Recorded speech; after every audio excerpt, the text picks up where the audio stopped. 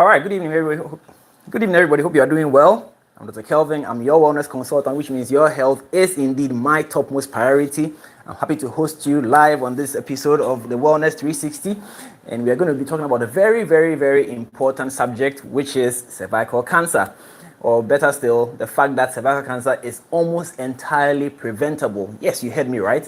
Cervical cancer is almost entirely 100% preventable. In fact, cervical cancer is the only cancer that you can probably tell yourself, I'm definitely not ever going to get diagnosed with it. And that's the amazing thing about cervical cancer, because once you understand the gravity, once you understand how important it is that it is the only cancer that can be entirely prevented, it brings your mind, it makes you wonder, why then are so many women dying from this almost entirely preventable disease condition? Why are so many people dying every single day? In Ghana, where I practice, 5 women die every single day as a result of cervical cancer. So it is indeed a big deal, a very, very big deal. And so we need to talk about it. We need to learn about it. We need to take it a bit more seriously than we are doing. And we need to execute some of the policies that have been in the pipeline for way too long. Because as it stays on unexecuted, or as it stays in the cabinet, people are dying. Real people are dying. The stats are out there. Over 2,000 Ghanaian women die every single year. So it's a big deal. And did I already say it was almost entirely preventable 100%? Yes, I did. And that is the reality. Now, what is cervical cancer? Basically, or first of all, what is the cervix? The cervix is the mouth of the womb. So the womb is like that's about that size, and it's sitting in the pelvis. And at the mouth of the womb, you have the cervix. So the cervix pretty much regulates what goes in and what comes out of the womb. So just to paint another picture, when you're pregnant, it's the cervix that prevents the baby from falling out. And when you go into labor, it is the opening of the cervix that allows the baby to come out, and everybody's excited when that child is born. So the cervix is a major player in your reproductive cycle. Now, when the cells of the cervix, develop cancer, then we have a situation, a condition called cervical cancer. Pretty straightforward, right? Cells of the cervix can transform into cancer cells, and that's the situation called cervical cancer. That's pretty much it. But what makes cervical cancer unique amongst almost all the cancers is that it is sexually transmitted. So that's the very first point you need to pay attention to. It is a sexually transmitted condition.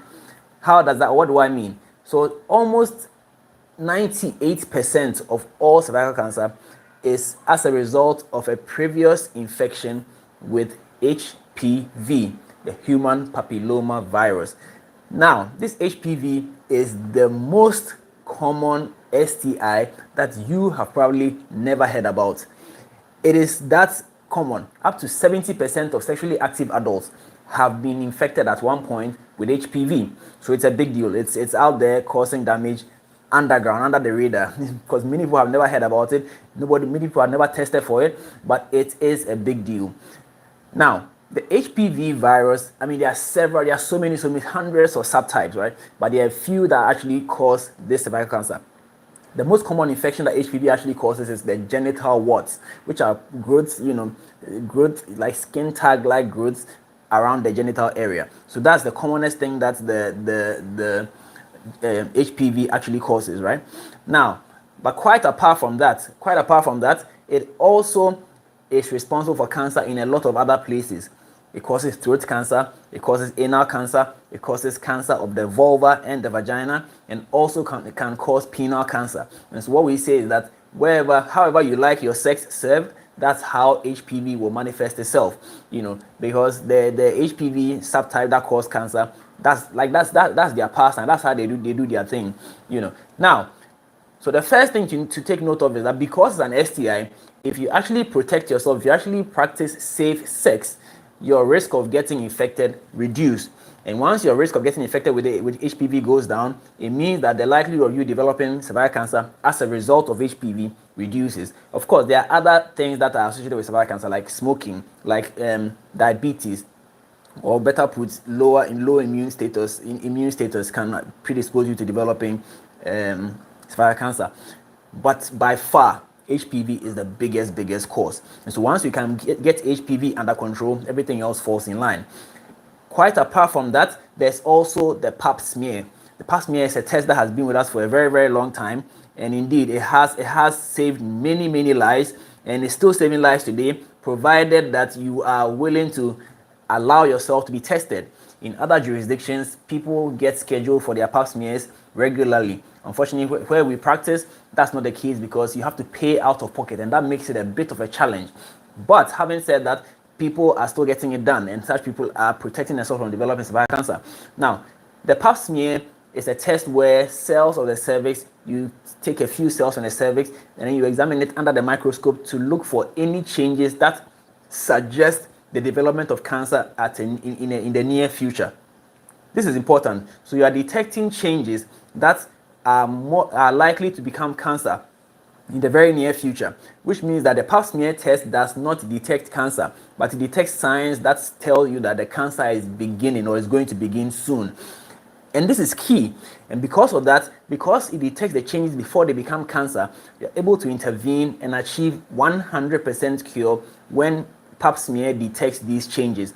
And so the two things I've spoken about are HPV and pap smear. There's also a test where you can actually screen for the HPV itself, the virus itself. So they'll detect whether the virus is present, if you are infected or not. Now, thankfully, most people out of the 70% who get infected, many of them will recover spontaneously. In other words, their immune system will deal with the virus and they will recover from the virus effect. But in a few people, the virus is going to persist, and so they're going to go on to develop chronic HPV infection, which then becomes cervical cancer. So if you can screen and detect the presence of HPV, it gives you an idea what you've been exposed to, so that you can put in other measures, and chief amongst the measures that you put in is a more regular pap smear testing, so that once you do the pap smear test and there are signs of cancer, you get treated immediately. Unfortunately, there's no treatment for the virus itself. I mean, if you are screened and you detect that you have HPV, you are HPV positive, there's not much you can do at that point. You just have to kind of wait it out, and should you develop the cancer, we catch it early and deal with it. But if you are HPV negative, if you do the test and you're HPV negative, then you have the option of getting vaccinated. Yes, there's a vaccine available for HPV. So now that's the third level of protection. In other words, this is the reason why you can almost 100% guarantee that you are not going to develop cervical cancer. Number one, there's a vaccine against the virus that causes almost 98% of the cervical cancer. If you take the vaccine, your risk of developing your risk of being infected drops significantly. Your risk of developing the cancer drops significantly. So that's level one. Then level two is the pap smear, where you go in and get the cells on your cervix taken and examined under the microscope. If there are changes that suggest the development of cancer, treatment can be started immediately. If there are no changes and everything is fine, you can continue your merry way and have a good time until 2 years later, when you have to go back and repeat the pap smear. So you do a pap smear every 2 to 3 years from the time you become sexually active up to about 65 years. After which, even if you were going to develop the cancer, it might the cancer might outlive you. I don't know the exact expression, but basically after 65, there's no need to continue the screening, because even if you were to develop the cancer, you'd probably die before the cancer would take you, in quotes. So that's the thing about cervical cancer. So I repeat, it is the only cancer that is almost entirely preventable. And it's also the only cancer that is almost entirely treatable without even the cancer starting. So there's no reason why women should be dying from cervical cancer in today's world. We have the technology, we have the vaccine, we have the intervention mechanisms available to prevent death. But so sad that 5 Ghanaian women die every single day. Every day, 5 women die. That's not a statistic that is helpful, or that's not a statistic that we should be proud about at all. We need to all jump in and help spread this word so that we can save a life or two, because you don't know when it will be somebody close to you. That's the reality.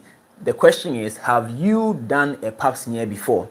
Have you had a pap smear done recently? When was the last time you had a pap smear done? If you haven't done a pap smear before and you are sexually active, you are living quite precariously. you need to go get a pap smear done now so you know your status at this point. You can also go ahead and do an HPV screening as well. The screening for HPV can be done at the same time while the pap smear is being done, so that you kill two birds with one stone. Very, very important. So once you get those done and then you get the results, then you know your status and you know what you're going to do from then on. But having said that, there are also things that you need to do, you think that you can do to help you yourself stay healthy, because when it comes to cancer, a lot of it depends on your lifestyle. So what kind of food are you eating? How physically active are you? What is your health status? All these things come into play when you're dealing with cancer. So if you're eating a lot more processed foods, you're eating foods that are rich in carbs and sugars and chemicals and all these things, your risk of developing cancer is high. So you should be switching more towards a healthier diet, rich in greens, rich in vegetables and fruits. Less processed foods. Brown rice, brown flour, brown sugar. Everything in moderation. Very important. If you are not physically active, you want to get into that space where you become physically active as well. Exercise plays a key role. Many of us erroneously think that exercise is just to lose weight. No, exercise helps the immune system to function better. And once the immune system is functioning better, it's able to deal with some of the early stages of cancer.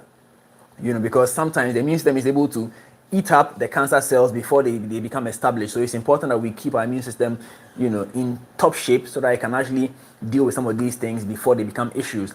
Very, very important, among other things. So healthy eating, more physical activity will help you overcome a lot of these things. Now, your health status. If you are diabetic, for instance, if your diabetes is poorly controlled, it has an impact on your immune system. It slows down your immune system and diminishes its function. And we already know that immune system plays a role in protecting you from some cancers. So if your immune system is dysfunctional, it can cost you, it can affect you. So you don't want that to happen. You want to make sure that you are controlling diabetes and hypertension and any other health condition that you may or may not have developed at some point. If you have a family history of cervical cancer, you want to pay extra attention to yours as well, because it runs in families. It runs in families, so you want to make sure that you are screening a bit more frequently so that it doesn't catch you by surprise, but it doesn't catch you at all.